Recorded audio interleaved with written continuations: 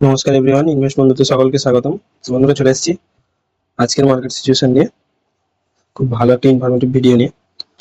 ভিডিওটা শেষ পর্যন্ত দেখতে থাকুন। দেখুন, আজকের মার্কেট স্ক্রিন আপনার সামনে খোলা আছে। আজকে আমাদের মার্কেট খুব দারুণ একটা আপসাইড মুভমেন্ট দেখিয়েছে। এর পিছনে সব থেকে বড় কারণ অনেকেই জানেন, তবু একটু বলে রাখি শর্টে। এর পিছনে সব থেকে বড় কারণ যেটা, সেটা হচ্ছে গতকাল আমাদের মার্কেট ক্লোজ ছিল, বন্ধ ছিল মহাবীর জয়ন্তী উপলক্ষে।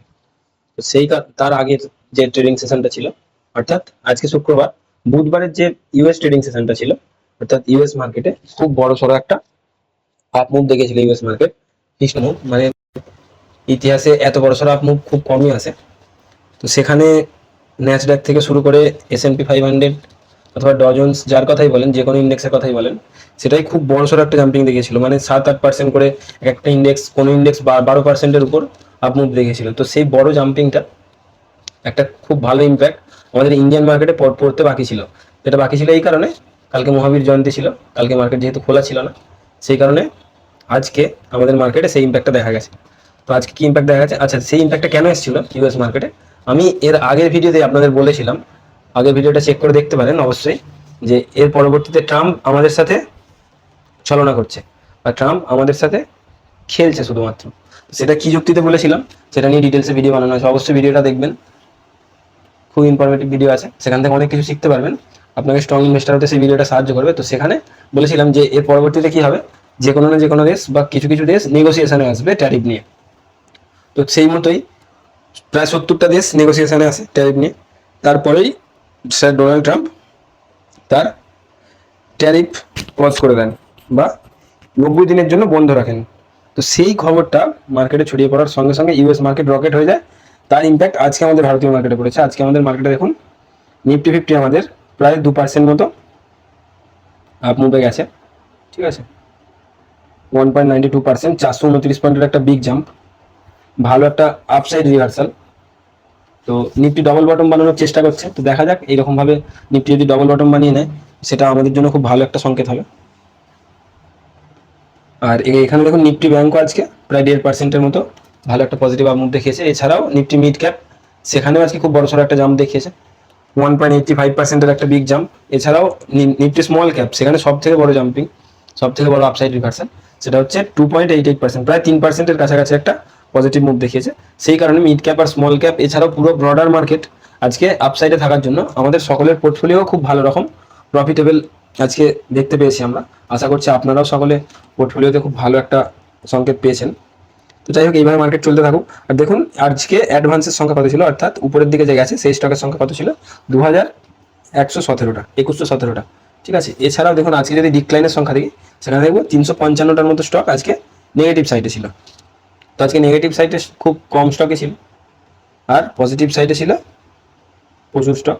তো এটা একটা ভালো সংকেত। এরপর দেখুন, এরপর যদি দেখে নিই আজকে সেক্টরিয়াল পারফরমেন্সটা একটু দেখে নিন।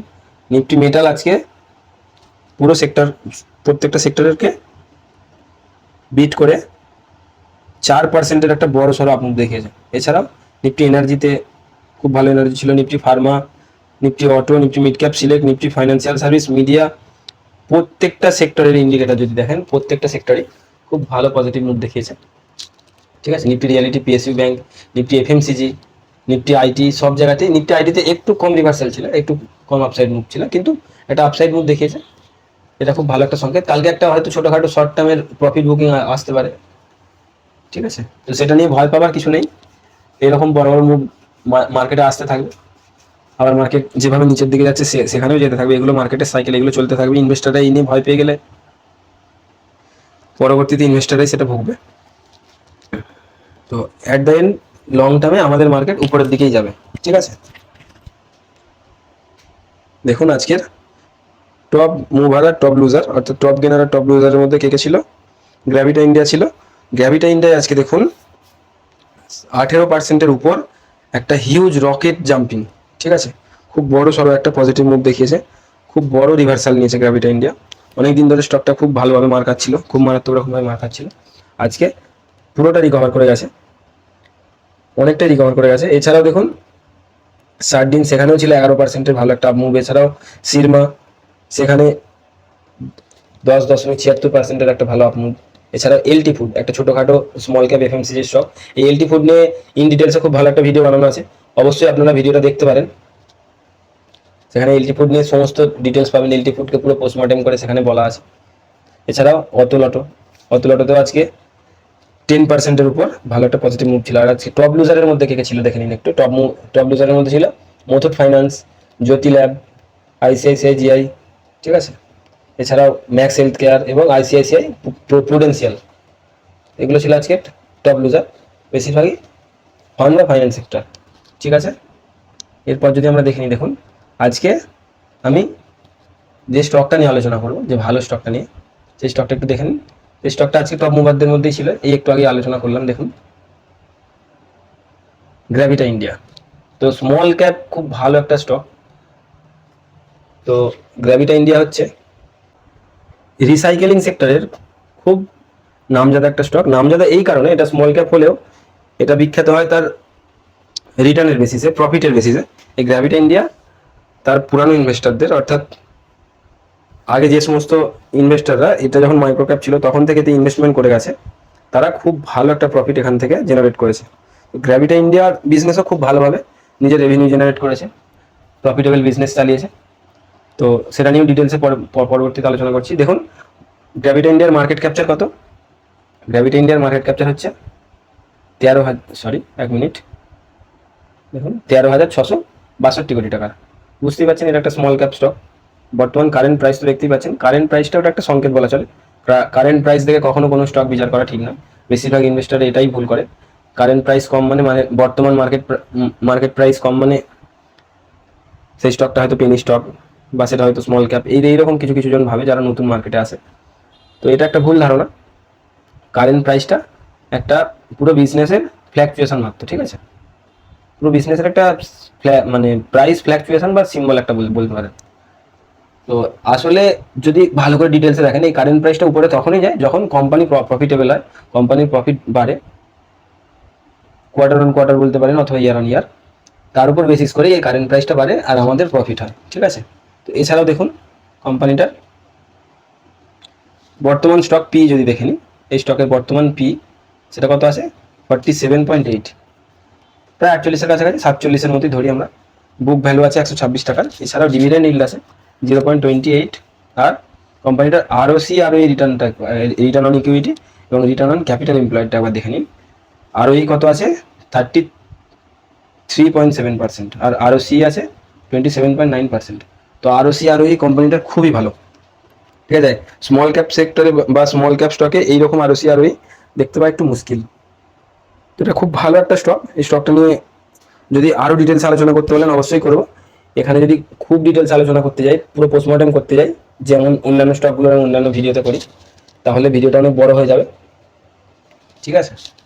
তো শর্টে আমি কিছু কিছু বলে দিচ্ছি, আরও ডিটেলস, আরও গুরুত্বপূর্ণ কিছু বিষয়গুলো আমি বলে দিচ্ছি। দেখুন ইন্ডাস্ট্রি পি কত আছে 28। তো ইন্ডাস্ট্রি পি থেকে এখন বর্তমানে স্টকটার কারেন্ট স্টক পি যদি দেখেন সেটা প্রায় ডবল।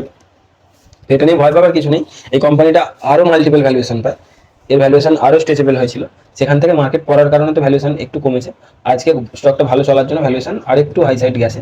তো এখন একটা ঠিকঠাক ভ্যালুয়েশনই আছে বলা চলে, এর বিজনেস অনুযায়ী, বিজনেস গ্রোথ দেখে আমি বলছি। আচ্ছা এছাড়াও দেখুন কোম্পানিটার বর্তমান প্রফিট গ্রোথটা যদি আমরা একটু দেখে নিই, সেখানে দেখুন, সেখানে আমরা আরও ভালো করে বুঝতে পারবো। 1 মিনিট একটু জুম করে নিই। দেখুন বর্তমান প্রফিট গ্রোথটা একবার যদি দেখে নিই, সেখানে আমরা কি দেখছি 57 কোটির প্রফিট, একদম ডাইরেক্ট জাম্প 148 কোটিতে, ঠিক আছে। 148 কোটির প্রফিট 204 কোটিতে, ঠিক আছে। 204 কোটির প্রফিট 242 কোটিতে, 242 কোটির প্রফিট 287 কোটিতে। দেখতে পাচ্ছেন প্রফিট গ্রোথ কত সুন্দর কোম্পানিটার। কোম্পানিটার বিজনেসটা খুব সুন্দর, রিসাইকেলিং বিজনেসে এই কোম্পানিটা খুব গুরুত্বপূর্ণ ভূমিকা পালন করে। তো সেই নিয়ে ডিটেলস আমি দেখাবো পরবর্তীতে। আচ্ছা তার আগে দেখে নিন একবার কোম্পানিটার বর্তমান সিএজিআর গ্রোথ যদি একটু দেখে নেন, সেখানে কি দেখতে পাচ্ছি আমরা স্টক প্রাইসে সিএজিআর যদি আমরা দেখে নিই, দেখুন 1 ইয়ারে 79%। ভাবতে পারছেন একটা এত সুন্দর, এত ছোটখাটো স্মল ক্যাপ কোম্পানি, 3 ইয়ারে সিএজিআর গ্রোথ দেখুন 81%, 5 ইয়ারের দেখুন 119%-এর একটা হাই সিএজিআর রিটার্ন কোম্পানিটা জেনারেট করে দিয়েছে তার ইনভেস্টরদের। এছাড়াও দেখুন 10 ইয়ারের সিএজিআর গ্রোথ যদি দেখেন সেটাও হিউজ 46%, ঠিক আছে। কোম্পানিটার আরওই আমি একটু আগে দেখাচ্ছিলাম, আরওই ইয়ার অন ইয়ার বেসিস যদি একটু ডিটেলসে দেখে নিই, দেখুন লাস্ট 1 ইয়ারে 34%, লাস্ট 3 ইয়ারে 38%, লাস্ট 5 ইয়ারে 34%, লাস্ট 10 ইয়ারে 29%, প্রায় 30%ই বাড়া গেল। সবসময় একটা ডবল ডিজিটের ভালো সিএজিআর গ্রোথ, ঠিক আছে। এছাড়াও কোম্পানিটার সেলস গ্রোথটা একবার দেখে নিন, কোম্পানিটার বিজনেস সেলস গ্রোথ এটার উপর অনেক কিছু নির্ভর করে। দেখুন কোম্পানিটার 3 ইয়ারের সেলস গ্রোথ কত আছে, 31%, 5 ইয়ারের 21%, 10 ইয়ারের 20%, আর বর্তমান অর্থাৎ কারেন্ট ইয়ারের 21%। কোম্পানিটার প্রফিট গ্রোথ একবার দেখে নিন, business wise, sales wise, revenue wise. 3 ইয়ারের 61%, কারেন্ট ইয়ারে 22%, 5 ইয়ারে 73% এবং 10 ইয়ারে 25%। আচ্ছা, এরপর চলে যাই আমরা স্টকটার ইনভেস্টার সেকশনে। তো কোম্পানির ইনভেস্টার সেকশনটা একবার দেখুন, এখানে যদি দেখি আমরা, এখানে খুব ভালো একটা আমরা ডেটা পাবো। দেখুন কোম্পানিটার ইনভেস্টার সেকশন, বর্তমান প্রোমোটার হোল্ডিং সেটাও বেশ হাই লেভেলেই আছে, 59.7%, ঠিক আছে। তো 50%-এর ওপর প্রোমোটার হোল্ডিং মানে সেটা খুব ভালোই ধরা হয়। এছাড়াও দেখুন এফআইআই হোল্ডিংটা একবার দেখুন, এখানে যদি নজর দেন বুঝতে পারবেন। এফআইআই হোল্ডিং দেখুন 11% থেকে 13%-এর ওপর, সেখান থেকে 14% থেকে 14.12%, ঠিক আছে। তো এফআইআই আস্তে আস্তে বিজনেস ওয়াইজ, প্রফিট ওয়াইজ কোম্পানিটার স্টেক হোল্ডিং বাড়াচ্ছে, এটা একটা ভালো লক্ষণ। এছাড়া যদি ডিআইআই হোল্ডিং দেখেন, সেখানেও একই রকম একটা খুব ভালো ডেটা দেখতে পাবেন। দেখুন 0.43% এখানে ডিআইআই এর হোল্ডিং ছিল, সেখান থেকে সেই হোল্ডিং বেড়ে কত হয়েছে 2.61%, সেখান থেকে 3.21%, সেখান থেকে 5.41%। বুঝতে পারছেন? তো ডিআইআই অর্থাৎ ডোমেস্টিক ইনস্টিটিউট ইনভেস্টর অর্থাৎ বড় পার্টিরা তারা হু করে তাদের হোল্ডিং বাড়িয়ে যাচ্ছে, ঠিক আছে। এখানে যদি দেখেন পাবলিক হোল্ডিং, দেখুন পাবলিক হোল্ডিং যদি ভালো করে অ্যাভারেজলি দেখেন, অ্যাভারেজলি পাবলিক হোল্ডিং যদি আমরা দেখি, সেখানে আমরা ডিক্রিজ ধরতে পারি এটাকে। দেখুন এখানে 20%-এর পাবলিক হোল্ডিং ছিল, 20.5%-এর উপর, সেখান থেকে 19.18%, এখান থেকে বড় পার্টি কিনে নেয়, সেখান থেকে 17.95%। বর্তমানে পাবলিক হোল্ডিংটা একটু ইনক্রিজ করেছে, কিন্তু এটা খুব এমন খারাপ কিছু সংকেত নয়, যেহেতু এফআইআই ডিআই হোল্ডিং খুব ভালো আছে, এটা এত ছোট কোম্পানিতে এত ভালো। এবার আদার্স হোল্ডিংটা দেখে নিন, এটা এইচএনআই হোল্ডিং বলতে পারেন, সেখানেও দেখুন 1.45%, ঠিক আছে। এটা প্রায় একই আছে 1.35%, এটা সামান্য একটু ডিক্রিজ করেছে। তো এই হোল্ডিংটাই এফআইআই ডিআইআই গ্র্যাব করে নিচ্ছে, এটাও খুব ভালো একটা ডেটা। তো এই কোম্পানিটাকে নজরে অবশ্যই রাখবেন, ওয়াচ লিস্টে রাখতে পারেন। কোম্পানিটা নিয়ে ইনডেপথ রিসার্চ ভিডিও যদি চাই বলবেন কমেন্ট বক্সে এসে, আমি অবশ্যই বানাবো, কোম্পানিটার পোস্টমর্টেম করে দেখাবো। এছাড়া অন্যান্য যে কোনো কোম্পানি, যদি সেই কোম্পানি সম্পর্কে আপনি জানতে চান, অবশ্যই কমেন্ট বক্সে এসে কমেন্ট করবেন। এবং এই চ্যানেলের প্রত্যেকটা ভিডিওয়ে খুব ভালো ইনফরমেশন দেওয়া আছে, খুব ভালো কিছু ডেটা দেওয়া আছে, যেগুলো আপনাদের শক্তিশালী ইনভেস্টর করতে খুব সাহায্য করবে। তো এই ভিডিওগুলো অবশ্যই আপনার বন্ধুদের সঙ্গে শেয়ার করবেন, যাতে তারা শক্তিশালী ইনভেস্টর হতে মোটিভেশন পায়। তো চ্যানেলটাকে সাবস্ক্রাইব করে রাখবেন, বেল আইকনে অল হিট করে রাখবেন, যাতে প্রত্যেকটা নোটিফিকেশন সর্বপ্রথম আপনার কাছে পৌঁছায়। আর মার্কেটে থাকবেন, ইনভেস্টমেন্ট দেখতে থাকবেন। ভালো থাকবেন বন্ধুরা, ফিরে আসছি পরবর্তী ভিডিওয়ে আরো ভালো কিছু ডেটা নিয়ে।